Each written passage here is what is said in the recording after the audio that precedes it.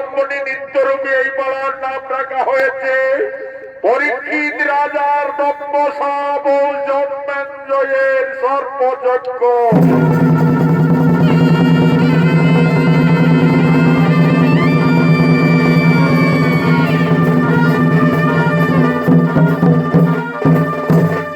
একদিন ঋষি স্বামী মৌন ধ্যানের জন্য ঋষিবর কাননের দিকে আগমন করছে।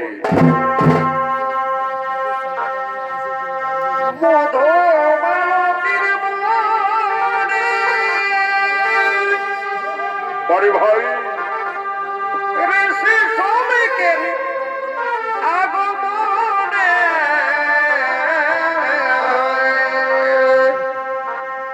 মধু মালতীর মনে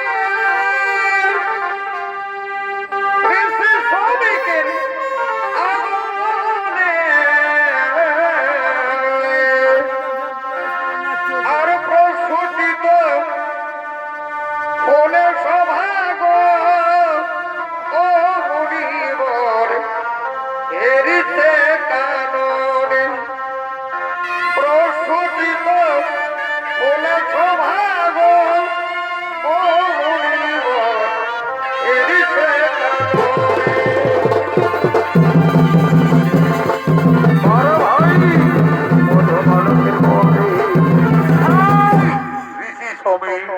মৌন ধ্যানের জন্য ঋষিবর আগমন করেছি।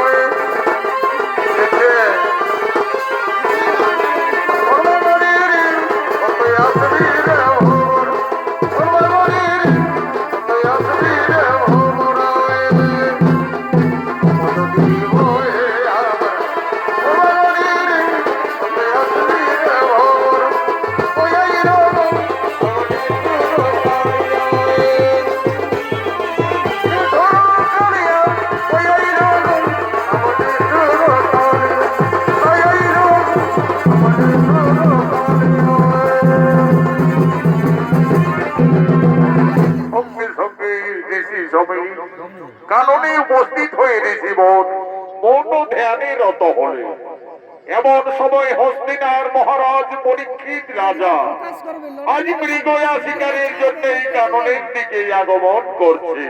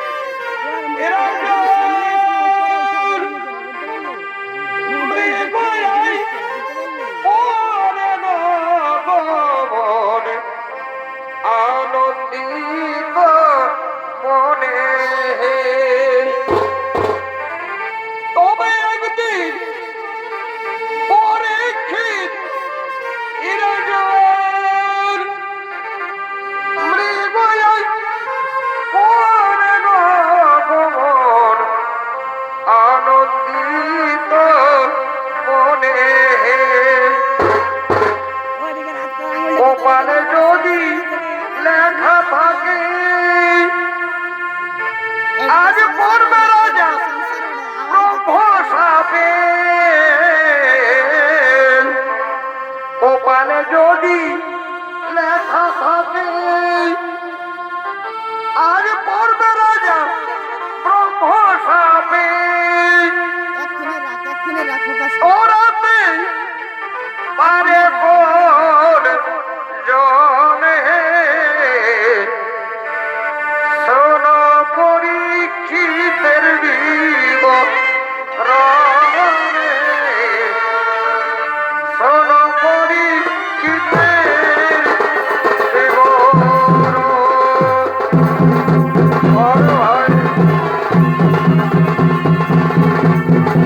রাজা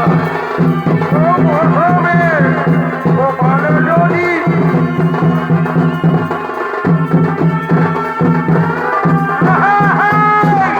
পরীক্ষিত রাজার অভিনয় স্বর্গীয় আদালত মহাদর্বদান দৃশ্য ওস্তাদ যুধিষ্ঠির মাহাতো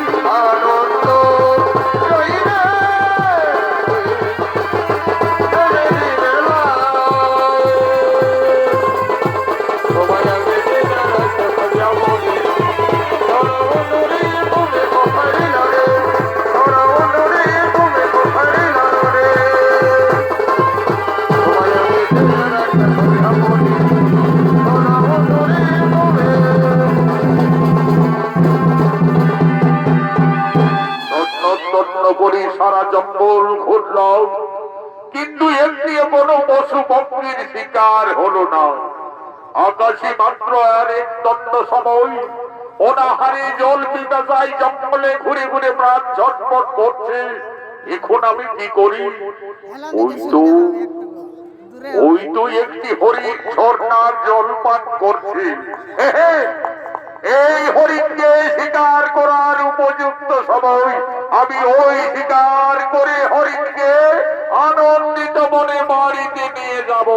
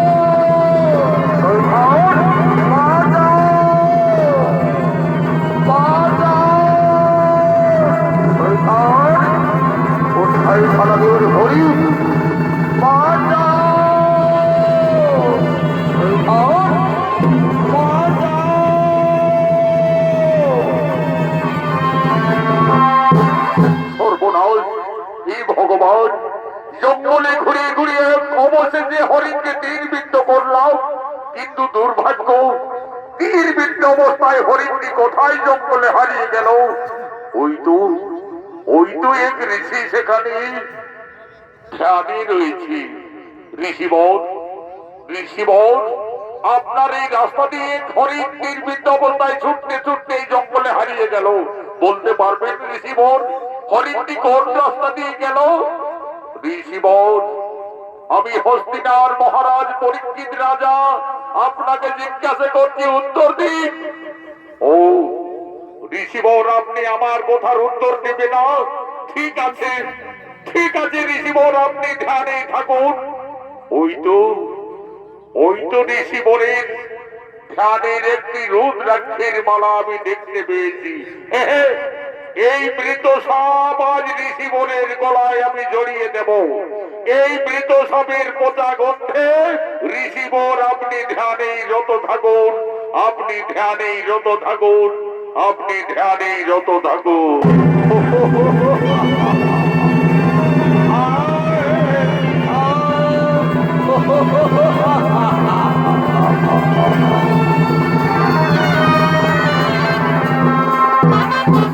এমন সময় সমস্ত ঋষি কন্যাগণ ঝর্ণাকে জল আনার জন্য এই কাননের রাস্তা দিয়েই তারা আগমন করছে।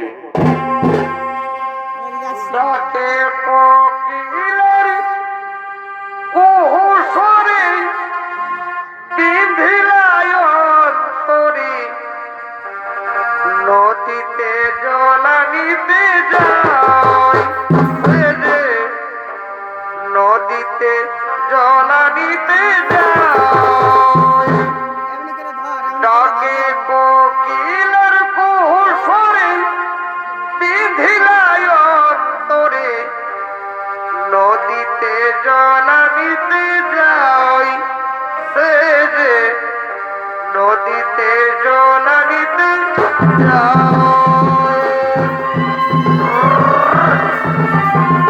সমস্ত ঋষি কন্যাগণ তারা এই ঝর্ণাকে জল আনার জন্য এই কাননের রাস্তা দিয়ে আগমন করেছে। নদীতে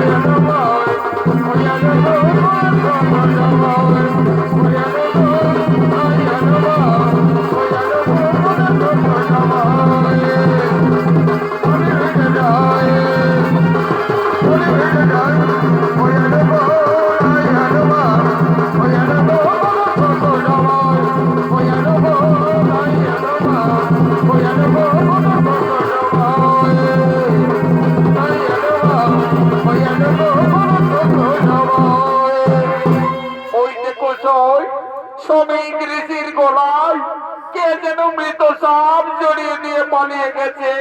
এহেন কর্ম কোন দুরাচারী করিল? ওই তো সেখানে ঋষি বালক সকলে খেলা করছে। ঋষি শৃঙ্গি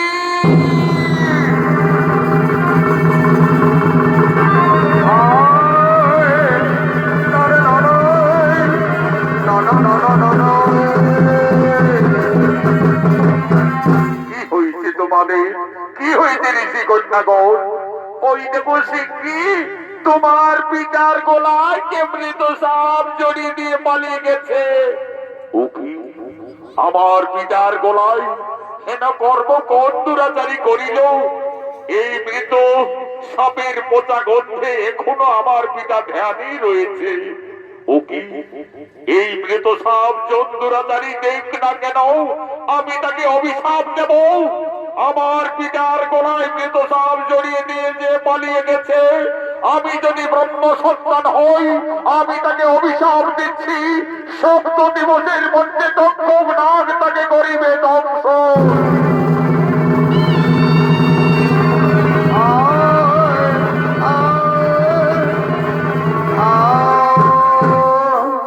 কি করিলে পুত্র? না জানিয়া না বুঝিয়া করিলে সাপান্ত। সে যে কেউ ছিল না, হস্তিনার মহারাজ স্বয়ং রাজা পরীক্ষিত এসেছিলেন মহারাজ মৃগয়া মারতে। এই কারণে মহারাজ জঙ্গলে ঘুরে ঘুরে ক্ষুধায় তৃষ্ণায় ক্লান্ত হয়ে অবশেষে এক হরিণকে তীরবিদ্ধ করি। তীরবিদ্ধ অবস্থায় হরিণটি ছুটতে ছুটতে জঙ্গলে হারিয়ে যায়। মহারাজ আমাকে বারবার জিজ্ঞাসা করেছিলেন, বলেছিলেন ঋষিবর, আপনার এই রাস্তা দিয়ে হরিণ তীরবিদ্ধ অবস্থায় পালিয়ে গেল, বলুন না কোন রাস্তা দিয়ে গেল? পুত্র, আমি মৌন ধ্যানে ছিলাম, মহারাজের কথার কোনো উত্তর দিতে পারিনি। তাই মহারাজ ক্রুদ্ধ হয়ে আজ এই মৃত সাপ জড়িয়ে দিয়েছিল। পুত্র, যার রাজ্যে আমরা বসবাস করছি সেই রাজার উপরে ব্রহ্মসাপ, এটি উচিত হবে না। পুত্র, তোমার ব্রহ্মসাপ তুমি ফিরিয়ে নাও। পিতা, আপনি তো সকলেই জানেন ব্রহ্মসাপ না হবে লঙ্ঘন। তাহলে আমার কি হবে উপায়? এখন এই সংবাদ তো আমাকে মহারাজের নিকটে রাজবাড়িতে অতি সুন্দর পৌঁছাতে হবে। কোথায় শিষ্য গৌরব?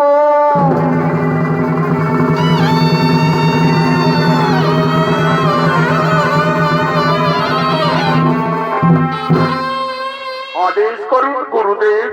শোনো গৌরমুখ, আমি মহা বিপদে পড়ে গেছি। পুত্র সিংহী ক্রুদ্ধ হয়ে করিল সাপান্ত। পরীক্ষিত রাজার 7 দিবসের মধ্যে হবে তক্ষক ধ্বংস। এই বার্তা তুমি যত তাড়াতাড়ি পারো রাজসভায় মহারাজের কাছে পৌঁছিয়ে দাও। তাই হবে গুরুদেব, আমি যাচ্ছি এক্ষুনি সেই হস্তিনার রাজসভায়। এ ভগবান, এ বিধাতা, এই ব্রহ্মসাপ যদি পারো তো পরীক্ষিত রাজাকে মুক্তি করো প্রভু। তোমার নীলা বুঝা বড় দায় ঠাকুর, তোমার নীলা বুঝা দায়, তোমার নীলা বুঝা দায়।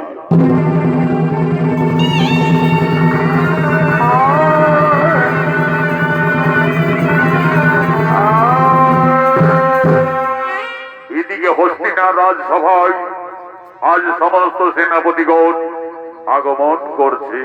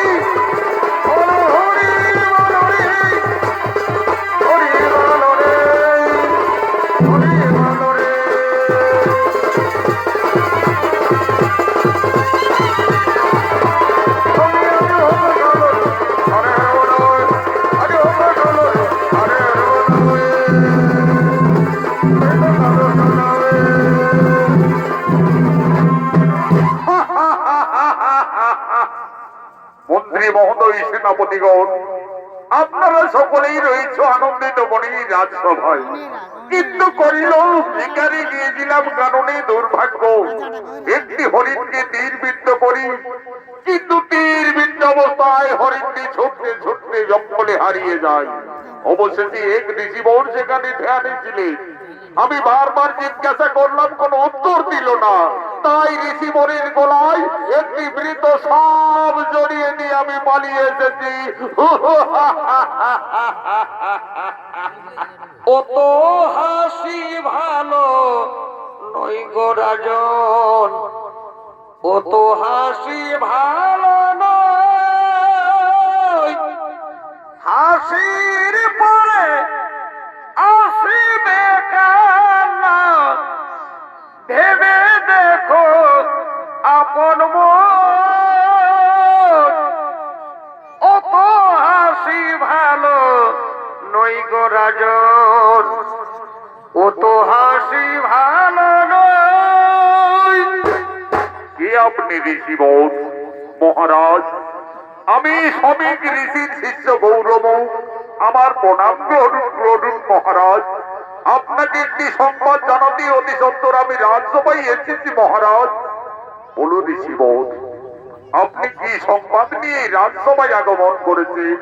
মহারাজ, কৈল্য শিকারে গিয়েছিলেন আপনি শিকারে, আর শ্রমিক ঋষির পুত্র আপনাকে অভিশাপ দিয়েছে সিংহীমণি, 7 দিবসের মধ্যে তক্ষক নাগ করিবে দংশন।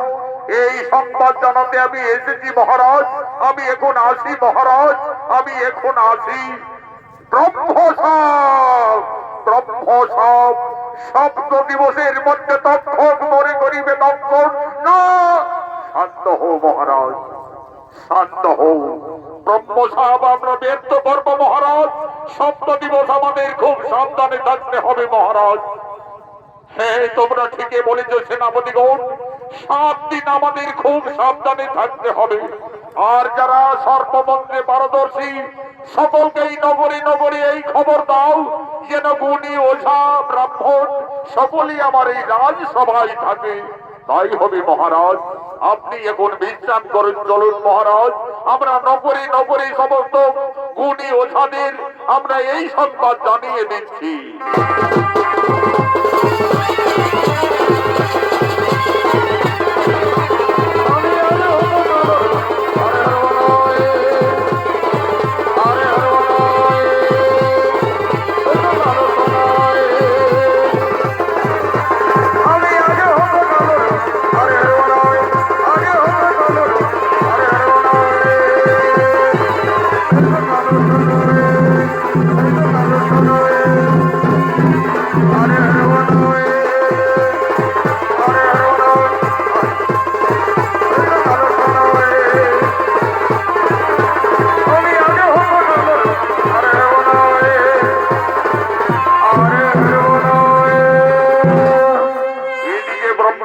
পালন করার জন্য তক্ষক নাগ পরীক্ষিত রাজাকে দংশন করার জন্য আগমন করছে।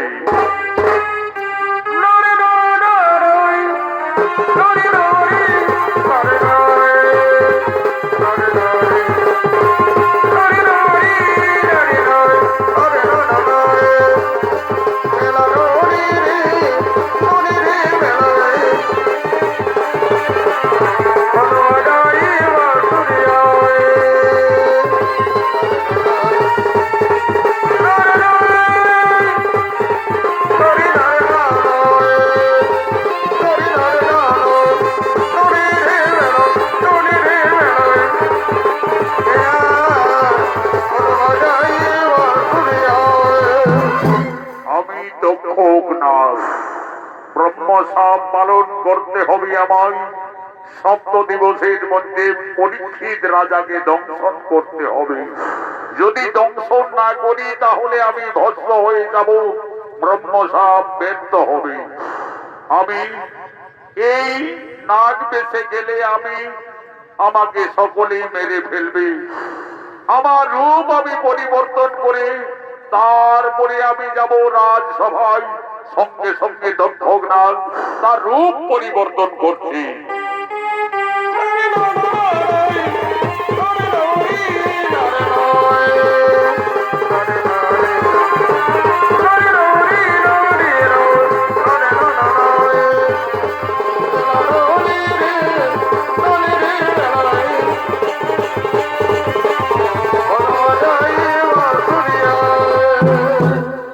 মানবের বেশে যদি আমি যাই রাজসভায়, তাহলে আমাকে আর নাগ বলে কেউ জানতে পারবে না।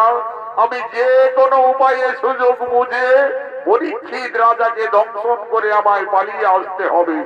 আগে আমি একটু বিশ্রাম করি, তারপরে আমি যাব রাজসভায়। এদিকে সমস্ত রাজ্যের গুণী ওঝারা আজ পরীক্ষিত রাজার সর্বদংশন থেকে তাকে বাঁচাবার জন্য রাজবাড়ির দিকে আগমন করছে। আমরা ধরন্তরীর চেলা, মরিলে বাঁচাতে পারি সাপে কাটা ছেলা। আমরা ধরন্তরীর চেলা, মরিলে বাঁচাতে পারি সাপে কাটা ছেলা। আমরা ধরন্তরীর চেলা, মরিলে বাঁচাতে পারি সাপে কাটা ছেলা। এরা হলো ওঝা ধরন্তরী এবং ওঝা কাশ্যপ। এরা ছিলেন সর্বমন্ত্রে পারদর্শী।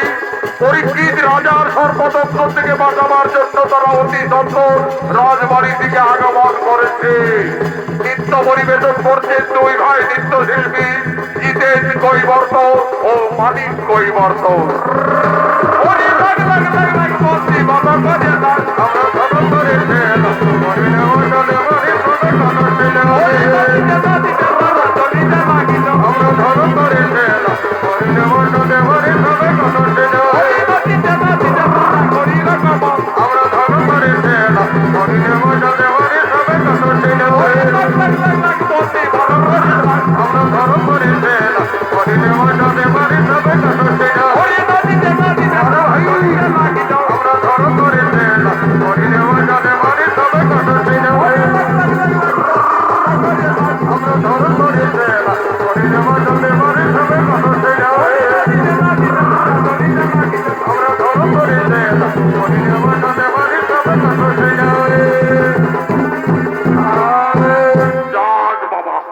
আমাদের সব কিছু কাজ ছেড়ে যেতে হচ্ছে রাজসভায়।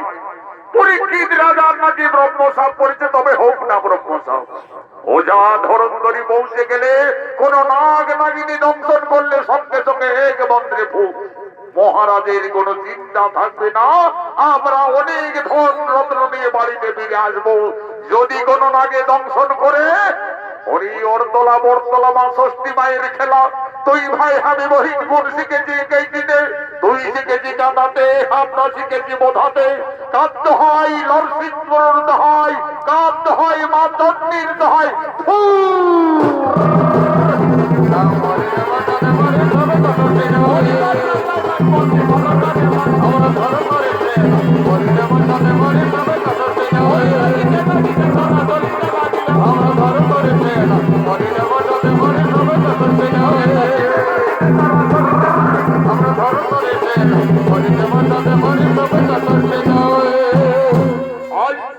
রাস্তার মধ্যে মায়াধারী দক্ষ সেই গুণে ওঝাদের দেখতে পাই। সঙ্গে সঙ্গে নাগ তাদের পাশে যায়। এ বাবারা, তোমরা কোথা যাবে?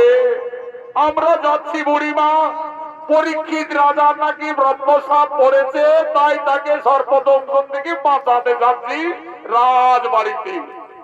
এ বাবারা, আমিও তো যাচ্ছি রাজবাড়িতে মহারাজকে ভালো করার জন্য।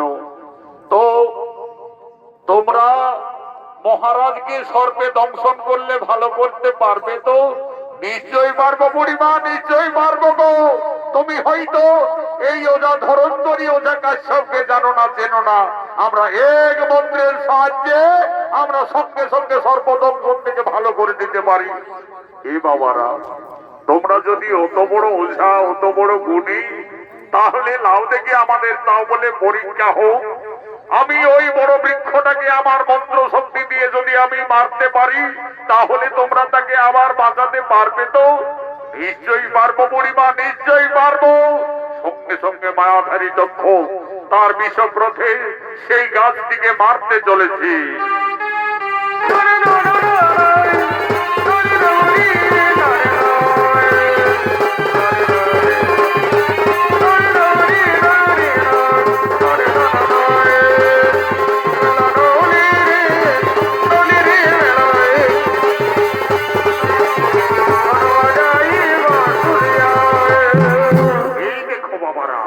আমার মন্ত্র শক্তির সাহায্যে আমি ওই অত বড় বৃক্ষটাকে শেষ করে দিয়েছি। এরপরে লাউ দেখি তোমরা কত বড় গুণী ওঝা, আবার সেই বৃদ্ধ গাছকে বাঁচিয়ে তুলো। ও বুড়িমা, এই সামান্য ব্যাপার তুমি আমাদের জানো না, চেনো না। দেখো দেখো, তোমার যজ্ঞের সামনে তোমার বৃদ্ধ গাছকে এক্ষুনি আমরা আবার বাঁচিয়ে তুলবো। আরে একদিন গোপনেতে সত্য ভামা সুন্দরী পলক বেলিতে সমুদ্রের মন করেছিল চুরি। সমুদ্র তখন সে চারিদিকে চাই, সম্মুখেতে অর্জুনের দেখিবারে ভাই। এই ধুলা পড়াই অন্য কিছু নয়, এই ধুলা পড়াই মৃত জীবের পুনরায় জীবের সত্যার হয়। আরে কাটি কাটি চালন কাটি কে কাটে ওঝা ধরন্তরী কাটে নরসিং গরুর দহায়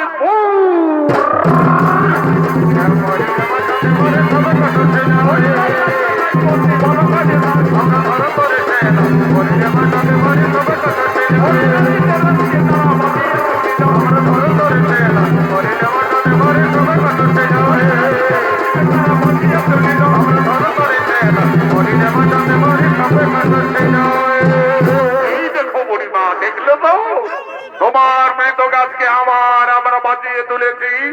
কিন্তু ওঝা কাশ্যপ, এদিকে শোন, বলি আমরা এত গ্রামে গ্রামে ঘুরেছি, এই শালা বুড়িটার মতন গুণী বুড়ি বাবা নাই দেখি। আমাদের জানতে হবে এই শালা বুড়িটা কোথাকার বটে। চল চল, বলি এ গো, এ বুড়ি দিদি, বলি তুমিও তো রাজবাড়িতে যাচ্ছ মন্ত্র দিতে, বলি তোমার কোথায় ঘর?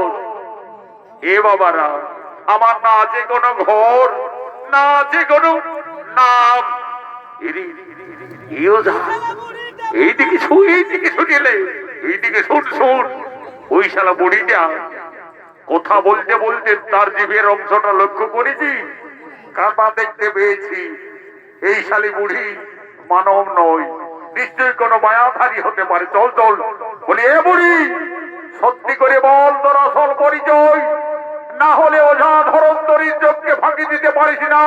দেখ, আজ আমার মন্ত্র শক্তির সাহায্যে তোর রূপ আমি দেখাচ্ছি।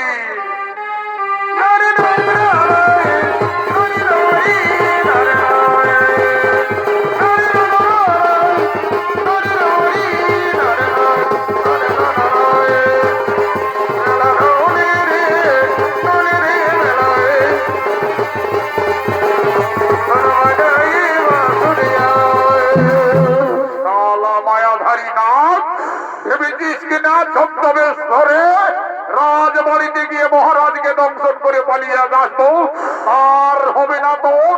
তোকে এই ধুলা পড়া মন্ত্র দিয়ে আমরা বৃক্ষ তলায় বন্দি করে রেখে দিচ্ছি।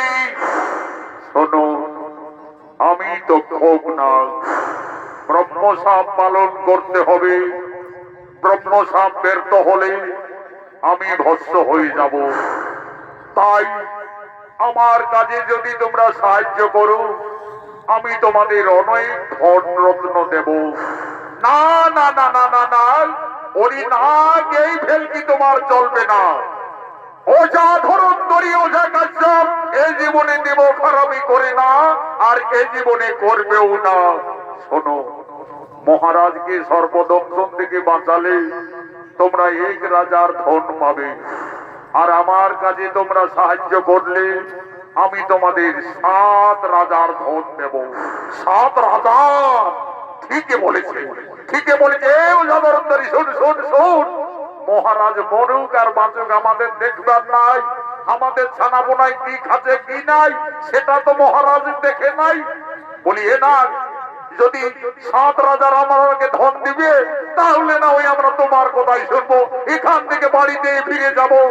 শোনো, আমি এক বদরিকা ফলে আশ্রয় নেব, সেই বদরিকা ফল নিয়ে যাবে তোমরা রাজসভায়, বলবে মহারাজ এই ফল খেলে সর্পে দংশন করলে বিষ লাগে না। যেই পরীক্ষিত রাজা সেই বদরিকা ফল খেতে যাবে, সঙ্গে সঙ্গে আমার বিরাজ রূপ ধারণ করে আমি মহারাজকে দংশন করে ছুটে পালিয়ে আসবো, সঙ্গে সঙ্গে তোমরাও ছুটে পালিয়ে যাবে।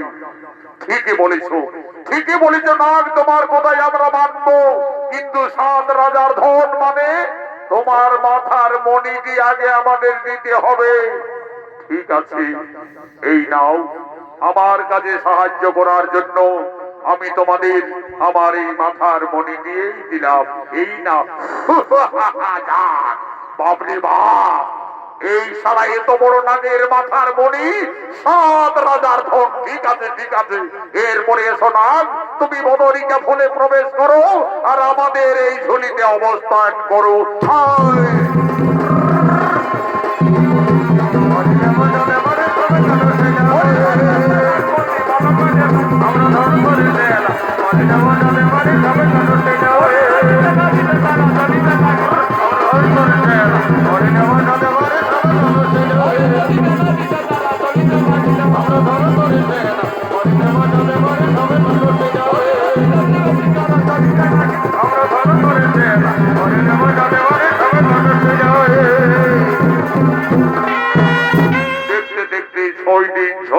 অতিক্রান্ত হয়ে যায়, মহারাজের ব্রহ্মসাপ ব্যর্থ হতে আর একদিন এক রাত বাকি রয়েছে। তাই অন্যান্য দিনের মতো মহারাজকে সঙ্গে নিয়ে সমস্ত সেনাপতিগণ সেই রাজবেদিতে আগমন করছে।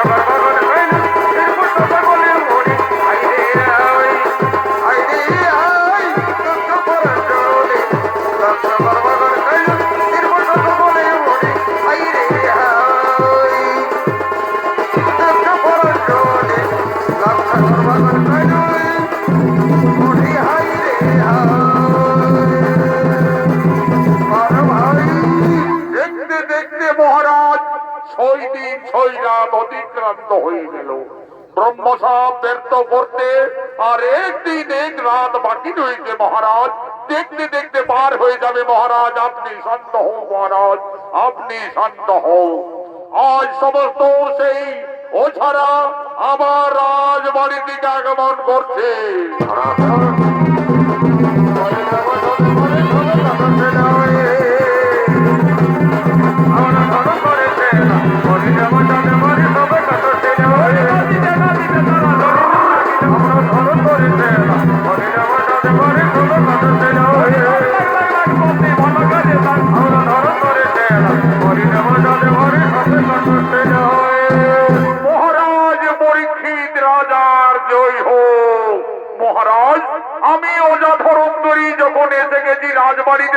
আপনার কোনো ভয় থাকবে না মহারাজ। আপনি কোনো ভয় করবেন না মহারাজ। যে কোনো নাগ নাগিনী যদি দংশন করে আমি এক মন্ত্রের দরজা আমি ভালো করে দিতে পারি মহারাজ। মহারাজ, আমি যা বহু পরিশ্রম করি আপনার জন্য একটি বদরিকা ফল নিয়ে এসেছি মহারাজ। এই বদরিকা ফল খেলে যে কোনো নাগ নাগিনী যদি দংশন করে তাহলে কোনোভাবেই বিষ লাগে না মহারাজ। ওই ওঝাগো দেখি দাও, আমি বদরিকা ফল খাবো। আমি বদরিকা ফল খেলে এই নিন মহারাজ, এই নাও। ঠিক আছে, এই বদরিকা আমি ফল খাবো। এই বদরিকা ফল খেলে সর্পে দংশন করলে বিষ লাগবে না। একই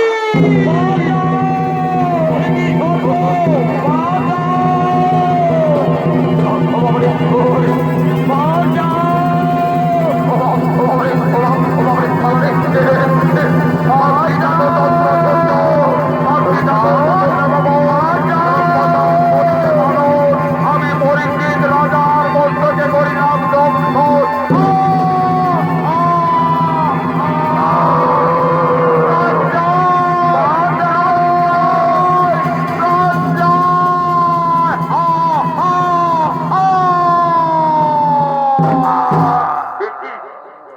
একই হলো সেনাপতি ভাই সকলে।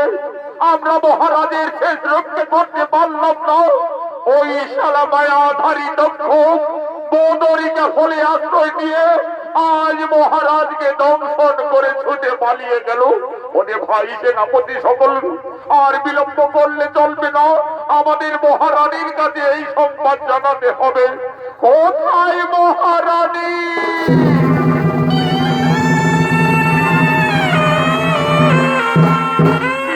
সেনাপতি সকলে, মহারাজ ভালো রয়েছে তো? না মহারানী, সর্বনাশ হয়ে গেল। আমরা মহারাজের শেষ রক্ষা করতে পারলাম না মহারানী। ওই মায়াধারী দক্ষ বদরিকা ফলে প্রবেশ করে মহারাজকে দংশন করে ছুটে পালিয়ে গেল। ওই দেখো মহারানী, মহারাজের নিথর দেহ পড়ে রয়েছে সেখানে। না হতে পারি না। নাকি হলো মহারাজ? একই সর্বনাশ হলো মহারাজ, একই সর্বনাশ হলো। আশার প্রদীপ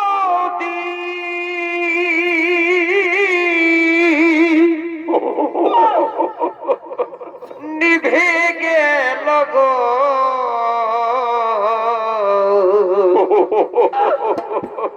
ব্যর্থ হলো মন সারা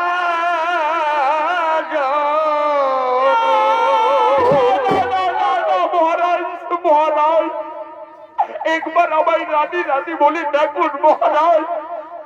আমায় একবার রানী রানী বলে ডাকো। বিধিরে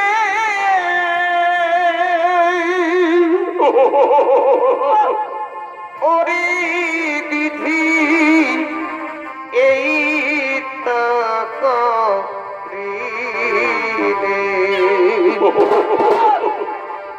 অসময়ে অকারণে বিধবা সাজলে।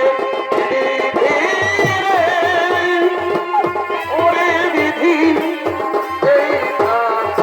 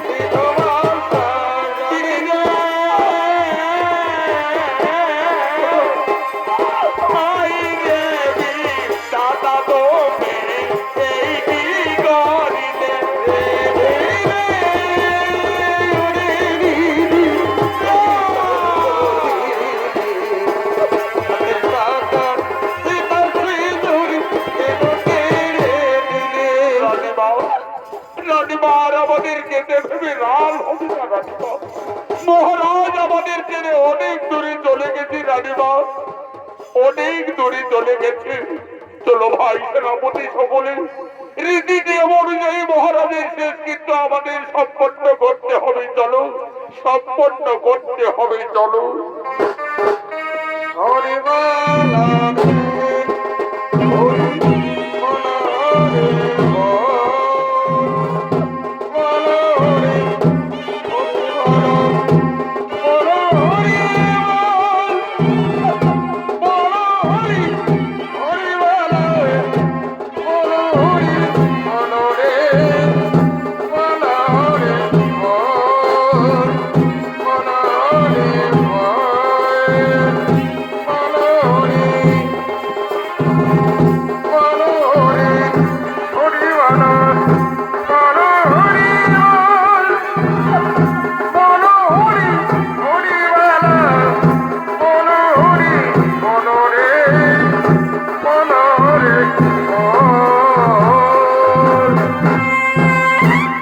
দেখতে দেখতে মহারাজের নিথর দেহ সৎকৃত্যর জন্য তারা নিয়ে গেলেন শ্মশানে।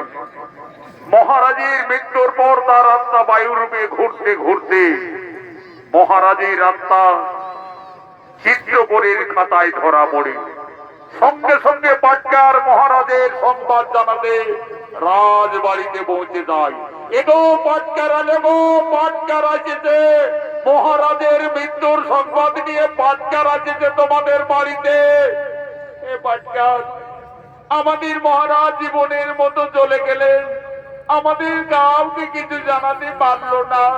এগো মহারাজ যা যা বলে গেছে বাবারা, আমি এক্ষুনি তোমাদের কাছে এই সবাই উত্থাপন করছি, তোমরা মন দিয়ে শোনো বাবারা।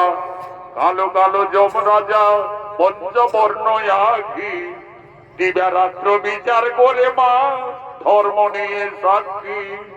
মৃত্যু হলে মানব কেউ কর্মগুণে বৈকুণ্ঠে যায়, আর মৃত্যু হলে মানব কর্মগুণে কেউ নরকেতে যায়। মার পাটকার, বলবি পাটকার, আমার মৃত্যুর জন্য কেউ দায়ী ছিল না, আমার নিজের কর্ম ফলে অকালে আমার মৃত্যু ঘটলো। মার পাটকার, বলবি পাটকার, আমার আত্মা বায়ু রূপে ঘুরছে, স্বর্গে গমন করতে পারছি না, আমাকে যেন চক্ষু দান দিয়ে আমার সকাই স্বর্গে গমনের রাস্তা খুলে দেই। মার পাটকার, বলবি পাটকার, একটি কাঁসার থালে আমার যেমন ছোট নাতনাই চক্ষু দান করে, একটি কর্কটাল কাটুল কালো আর বলবি 501 টাকা অনুদান। ওই গো মহারাজের কে নাতনা বাবা, মহারাজ বলে গেছে নাতনার হাতে চক্ষু দান দিলে স্বর্গে গমন করবি। তবে এসো, আয় বলু, আয় গো এদিকে আয় আয় আয় আয় আয়। কালো কালো যমরাজা পঞ্চবর্ণ আখি দিন রাত্রি বিচার হই মা ধর্ম তার সাক্ষী। মহারাজ স্বর্গে গমন করছে। ও দাদু গো, চড়ি গাছটা লড়ে চড়ে আমার দাদুর মুখে মনে পড়ে গো।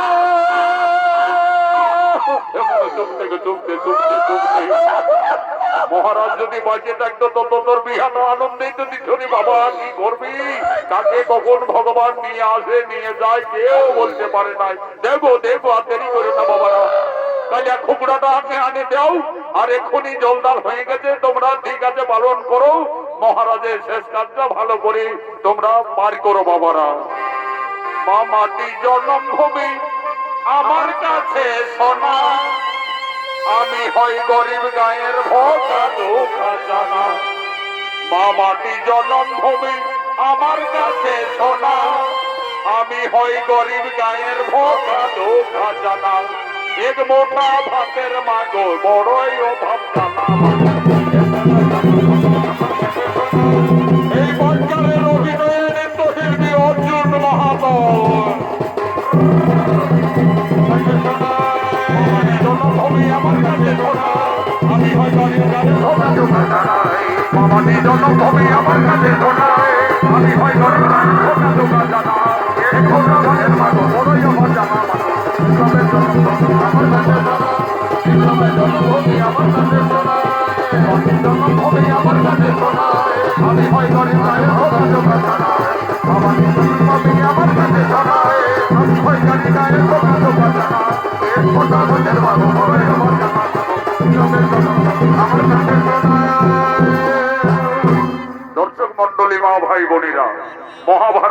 প্রমাণ অনুযায়ী পরীক্ষিত রাজার মৃত্যুর পর এই রাজ সিংহাসনে পুনরায় বসে তার পুত্র জন্মেঞ্জয়ী রাজা।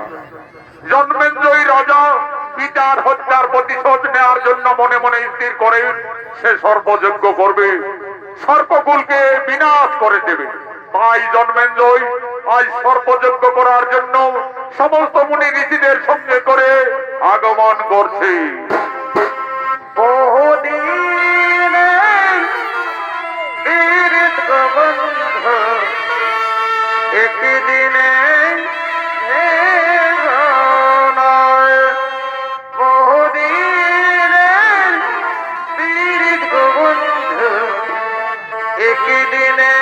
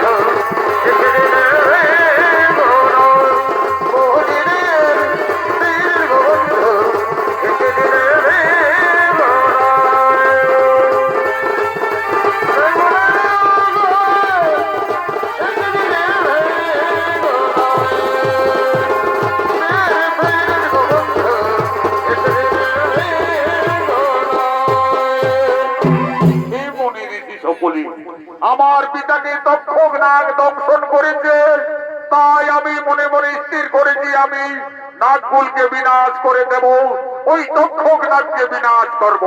তাই আমি স্থির করেছি সর্পযজ্ঞ করার। আর আপনারা বিলম্ব না করে যজ্ঞ কুণ্ডের পাশে বসুন, আমি সঙ্গে সঙ্গে সর্পযজ্ঞ শুরু করছি। ওম নমো স্বাহা, ওম নমো স্বাহা, ওম নমো স্বাহা। আজ জন্মেঞ্জয়ের সর্পযজ্ঞের ত্রাসে আজ যে যেখানে নাগ নাগিনী রয়েছে সকলে যজ্ঞ কুণ্ডের দিকে টানতে টানতে আসছে।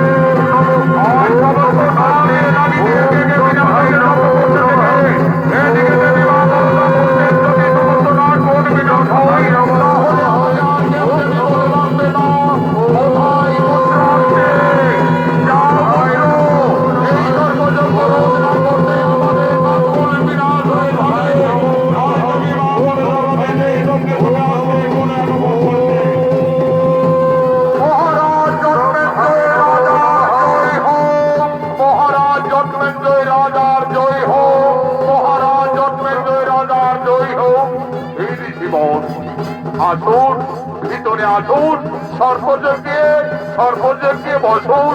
না মহারাজ, আমি এসেছি আপনার কাছে কিছু দান চাইতে। ঠিক আছে, নিশ্চয়ই দান পাবেন জীবন। আমার এই সর্বযজ্ঞ আমি সমাপন করে সেই দান দেব। তাহলে আমার আর কি দান দেবে মহারাজ? তাহলে আমি ফিরিয়েই যাচ্ছি। দাঁড়াও জীবন, আপনি যদি এইভাবে লিপ্ত হতে ফিরে যাবেন তাহলে আমার যজ্ঞ সম্পন্ন হবে না। বলুন জীবন, কি দান চাইছো? মহারাজ, আমি তো দান চাইছি দক্ষক নাগকে। না, ওই দক্ষক নাগ আমার পিতাকে দংশন করেছে, ওখানে আমার বিচার মৃত্যু হয়েছে। আমি দক্ষক নাগকে আমি ছাড়বো না। তাহলে মহারাজ, আপনি ভেবে দেখুন, দক্ষক নাগ যদি দোষী হয় তাহলে আপনার এই সর্বযজ্ঞে সমস্ত নাগ নাগীকে বিনাশ করত, এটি তো উচিত হচ্ছে না মহারাজ।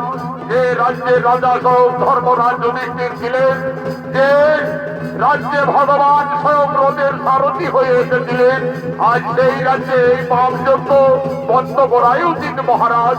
ঠিকই বলেছে, ঠিকই বলেছে ঋষি আস্তিক মহারাজ, ঠিকই বলেছে। দক্ষক নাগ দংশন করেছে আপনার পিতাকে, তাই দক্ষক নাগ, তার জন্য সমস্ত নাগ নাগিনী বিনাশ হবে, এটি উচিত কর্ম নয় মহারাজ। তাহলে কি আমি ভুল করতে চলেছি? ঠিক আছে, আজ আমি ঋষি আস্তিকের অনুরোধে আমার এই সর্বযজ্ঞ এখানে আমি করিলাম সমাপন। আমার সর্বযজ্ঞ আমি এখানেই করিলাম সমাপন। আমার সর্বযজ্ঞ এখানেই করিলাম সমাপন। ধন্য ধন্য তুমি মহারাজ জন্মেঞ্জয়, যুগে যুগে সম্মান করে তোমার নামে অভিহিত থাকবে। আস্তিক মুনির অনুরোধে জন্মেঞ্জয়ী মহারাজ সর্বযজ্ঞ করেছিল সমাপন। এসো এসো সমস্ত ঋষিগণ, রাজপ্রাসাদে এসো। সকলেরই আপ্যায়নের ব্যবস্থা আছে, আহারাদির ব্যবস্থা আছে, আপনারা সকলে অন্ন গ্রহণ করবেন। চলো না মহারাজ, আমার মাতা মা বিশহরী পাতাল কুমারী খুবই চিন্তিত, তাই আমি মাতৃ আরাধনা করে তারপরে আমি যাব মহারাজ তপস্যায়। কোথায় মাগো পাতাল কুমারী মা জননী মনসা? এসো মা, আজ তোমার পুত্র আস্তিক সর্বযজ্ঞ নিবারণ করেছে মা, আর তোমার কোন নাগিন নাগিনীকে মরতে হবে না। ধন্য পুত্র আস্তিক, আজ আমার অনুরোধে তুমি নাগকুলকে রক্ষা করেছ। উঠো উঠো আমার সমস্ত নাগ নাগিনী, আর তোমাদের কাউকে যজ্ঞের ত্রাসে মরতে হবে না। বলো পুত্র, আমার সমস্ত নাগ নাগিনী তোমাকে বর দিতে চলেছে, সর্বকুল বর দিতে চলেছে। তুমি কি বর চাও পুত্র? মা, মাগো মা, আমার কোনো বরের প্রয়োজন নেই মা, আমার এইটুকুই আশা মা, যেমন তোমার কোনো নাগ নাগিনী যদি কোনো মানব রাত্রের অন্ধকারে পথে বার হয়, তাহলে যদি আস্তিক মুনির নাম করে, তাহলে যেন মা তোমার কোনো নাগ নাগিনী তাকে দংশন করতে না পারে। আমরা সমস্ত নাগকুল শপথ করে বলছি, যদি আস্তিক মুনির নাম করে কেউ পথে বার হয়, তাহলে আমরা কোনো মানবকে দংশন করব না, দংশন করব না। এসো মাগো পাতাল কুমারী, আজ মাতৃ আরাধনা করে চরণ বন্দনা করে আমরা যাব তপস্যায় মা।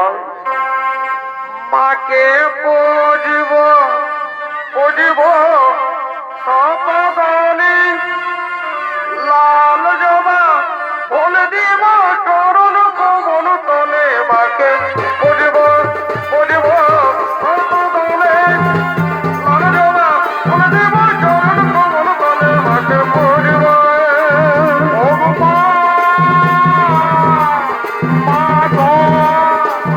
পাতালেতে জন্ম মাগো পাতাল কুমারী, মাকে পুজব পুজব সপদলি, লাল জবা ফুল দিব চরণ কমল তলে। মাকে পুজব নস্তি কৃষ্ণমণি মাতা ভগনে বাসুকি যথা জরৎকারো মণি পত্নে মা মনসাই দেবী নমো নমো।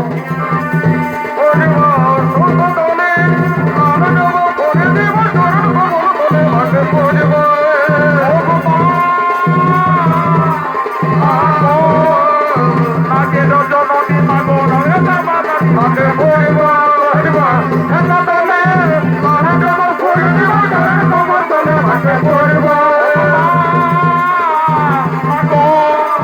পাতালেতে জন্ম তুমি পাতাল কুমারী,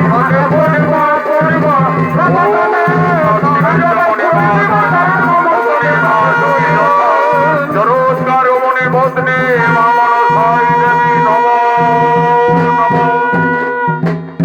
এ বৎস নাগ নাগিনী, আর তোমাদের কোনো ভয় নেই। যা বৎসগণ, তোমরা নিজ নিজ আলোয় সকলে করো গমন। জয় জয় মা মনসা জয় বিশ্বহরি বন্দনা করি ও